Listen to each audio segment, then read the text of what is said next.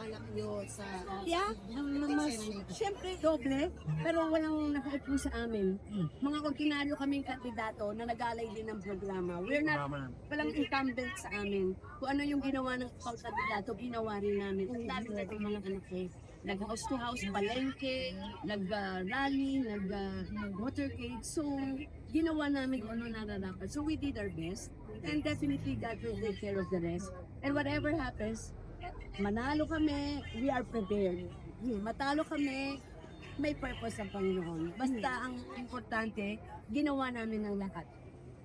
tuloy-tuloy pa rin. Ito yung sagot nyo kasi syempre hindi na po natatapos ever since yung sinasagot nyo na the political violence na sinasabi nila. Wala. Pero sabi mo ngayon, iba incumbent. Ano naman, natural na yun, hindi lang naman kami. But you know, I guess the most important thing is, nagsilpi kami, nag-offer kami, people will decide. Hindi naman kami. So mga tao na magdidesisyon, hindi na kami. Alam lang namin yung programa na pwede namin gawin at magagawa for Batangueños.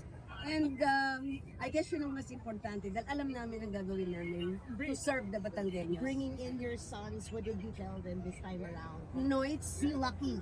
no, I always tell them, we are so blessed. With Ralph pa ako, we are so blessed. Now, nasa edad na sila. Baka it's time naman na it's their turn na ibalik naman yung biyayang yun sa mga taong nangangailangan.